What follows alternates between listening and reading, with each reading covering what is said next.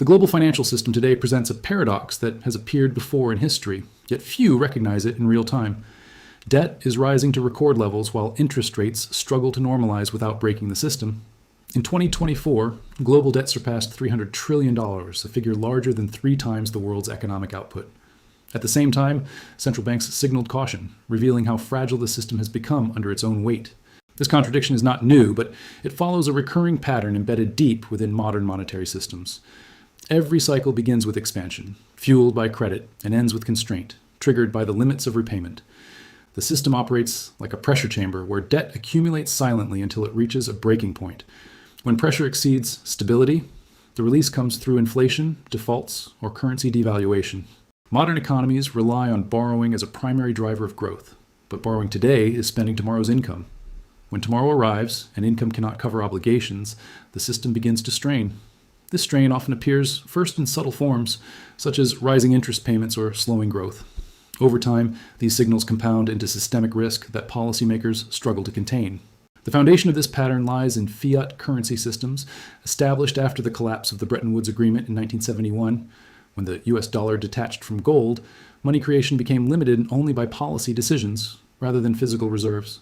This shift allowed governments to expand spending without immediate constraints, accelerating economic growth in the short term. However, it also introduced long-term vulnerabilities tied to excessive debt accumulation. Credit expansion became the engine of modern economies, enabling consumption, investment, and asset price growth. Yet every expansion cycle increases the system's dependency on continued borrowing. As debt grows faster than income, the ability to service that debt weakens. This imbalance creates a cycle where more borrowing is required just to maintain stability. Central banks respond by lowering interest rates, making borrowing cheaper and encouraging further expansion. This solution, while effective in the short term, amplifies long-term risks. Over time, interest rates approach zero, limiting the effectiveness of traditional monetary tools. At this stage, central banks turn to unconventional measures like quantitative easing. Quantitative easing involves purchasing government bonds and financial assets to inject liquidity into the system. While it stabilizes markets, it also increases the money supply significantly. An expanding money supply, when not matched by real economic growth, leads to inflationary pressure. This erodes purchasing power and weakens the value of currency over time. The pattern becomes clear when observing historical financial crises. Each crisis follows a sequence of credit expansion, asset inflation, debt saturation, and eventual correction. One of the earliest modern examples occurred during the Great Depression, which began in 1929. Excessive speculation and margin debt led to a stock market collapse that triggered widespread economic contraction. By 1933, US GDP had fallen nearly 30%, and unemployment reached approximately 25%. The financial system required massive intervention to prevent total collapse. The response included abandoning the gold standard domestically and increasing government spending. These measures stabilized the economy, but fundamentally changed monetary policy. Another significant case occurred in the 1970s, when inflation surged following the end of the Bretton Woods system. By 1980, U.S. inflation reached over 13%, eroding purchasing power rapidly. The Federal Reserve responded by raising interest rates to nearly 20% under Paul Volcker. This aggressive policy triggered a recession, but restored confidence in the currency. The lesson was clear. Inflation can be controlled, but often at the cost of economic contraction. This trade-off remains central to monetary policy decisions today. In Japan, a different version of the cycle emerged in the late 1980s. A massive asset bubble in real estate and equities collapsed in 1990, leading to decades of stagnation. Japan's debt-to-GDP ratio eventually exceeded 250%, the highest among developed nations. Despite low interest rates, economic growth remained weak for decades. The Japanese case illustrates how prolonged low rates can sustain debt without resolving underlying imbalances. It also shows how economies can enter long-term stagnation without dramatic collapse. The 2008 global financial crisis represents one of the most recent and impactful examples of systemic failure. It was driven by excessive leverage in the housing market and complex financial derivatives. When housing prices declined, mortgage-backed securities lost value rapidly, triggering a chain reaction across global banks. Major institutions collapsed or required government bailouts. Global markets fell sharply, with trillions of dollars in wealth erased within months. Governments responded with unprecedented stimulus measures to stabilize the system. Central banks reduced interest rates to near zero and implemented large-scale asset purchases. These policies prevented immediate collapse, but increased long-term debt levels significantly. Public debt in many advanced economies surged after 2008 as governments absorbed private sector losses. This shifted the burden of risk from banks to sovereign balance sheets. The pattern repeated during the COVID-19 pandemic in 2020. Governments injected trillions of dollars into economies to offset lockdown-related disruptions. The U.S. alone added over $5 trillion in fiscal stimulus within a short period. Central banks expanded their balance sheets at an unprecedented pace. These actions stabilized markets but contributed to inflationary pressures that emerged by 2021. Inflation in the U.S. reached over 9% in 2022, the highest in 4 decades. Central banks responded by raising interest rates aggressively. This marked a turning point as higher rates increased the cost of servicing existing debt. As interest rates rise, governments face higher borrowing costs, which strain budgets.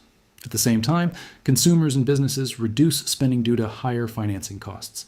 This creates a feedback loop where economic growth slows while debt obligations remain high. The system becomes increasingly sensitive to further rate increases. The global financial system is now at a stage where debt levels are historically high and policy flexibility is limited. This combination has appeared before in previous cycles. In emerging markets, currency devaluation often occurs when debt is denominated in foreign currencies. As local currencies weaken, repayment becomes more expensive.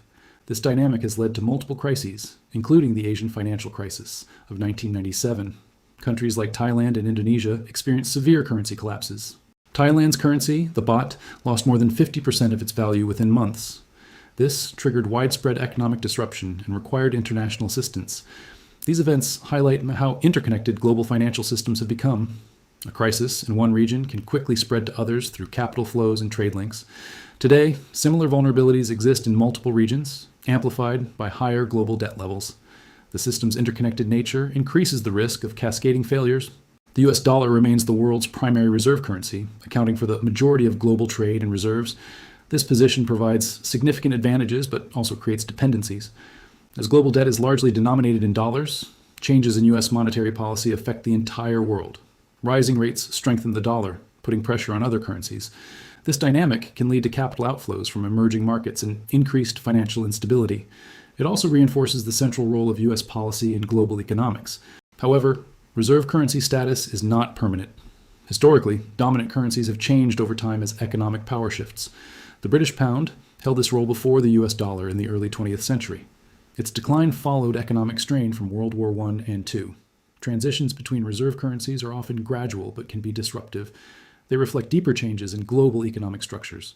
Today, discussions about alternative reserve assets, including digital currencies and gold, are increasing. These discussions signal uncertainty about the future of the current system. Inflation remains one of the most visible consequences of excessive debt and money creation. It acts as a hidden tax, reducing the real value of money over time. While moderate inflation can support growth, high inflation undermines economic stability. It distorts prices and reduces purchasing power. Governments may tolerate higher inflation as a way to reduce real debt burdens. However, this strategy risks losing control if inflation expectations become unanchored. Once expectations shift, inflation can accelerate rapidly, as seen in historical hyperinflation cases. These situations often lead to currency collapse. The Weimar Republic in Germany experienced hyperinflation in the early 1920s. Prices doubled within days, and currency lost nearly all its value. This extreme example demonstrates the potential consequences of unchecked money creation. It also shows how quickly confidence in a currency can disappear. Confidence is a critical component of any financial system. Without trust, even the strongest institutions can fail. Banking systems rely on confidence to function, as deposits are only partially backed by reserves. If confidence is lost, bank runs can occur. Bank runs have played a role in many financial crises, including 2008. They reveal the fragile nature of leveraged financial systems. Regulations introduced after crises aim to reduce risk, but cannot eliminate it entirely. Financial innovation often creates new forms of risk. Shadow banking systems, which operate outside traditional regulations, have grown significantly. These systems add complexity and opacity to global finance. As complexity increases, understanding systemic risk becomes more challenging. This makes it harder for policymakers to respond effectively. The current system is characterized by high debt, low growth, and limited policy tools. These conditions suggest that the cycle is approaching a critical phase. Historically, such phases have led to either inflationary resolution or deflationary collapse. The outcome depends on policy decisions and external factors. Inflation reduces debt in real terms but erodes savings and purchasing power. Deflation increases the real burden of debt, leading to defaults. Both outcomes involve economic pain and redistribution of wealth. The choice between them is often influenced by political and social considerations. In many cases, policymakers attempt to balance between these extremes. However, delaying resolution can increase the eventual severity of the adjustment. The concept of an endgame does not imply sudden collapse, but rather a transition. This transition reflects the limits of the current system. It may involve restructuring debt, redefining monetary policy, or shifting global economic power. Each scenario carries significant implications. Technological changes, including digital currencies, may play a role in this transition. They could alter how money is created, distributed, and controlled. Central bank digital currencies are being explored by multiple countries. These systems could increase efficiency, but also introduce new risks. The global financial system is evolving, but its underlying patterns remain consistent. Debt cycles, credit expansion, and monetary responses continue to shape outcomes. Understanding these patterns provides insight into future developments. It allows observers to recognize warning signals before they become crises. The current environment reflects many of the same signals seen in previous cycles. Rising debt, tightening policy, and economic uncertainty are all present. While the timing of outcomes is uncertain, the direction of pressure is clear. The system is moving toward a point of adjustment. This adjustment may occur gradually through inflation and policy shifts. Alternatively, it could happen abruptly through financial instability. History suggests that both paths are possible. The specific outcome depends on how imbalances are managed. The financial system is not static, but constantly adapting. However, adaptation often occurs after stress becomes unavoidable. This creates a cycle where lessons are learned but not fully applied.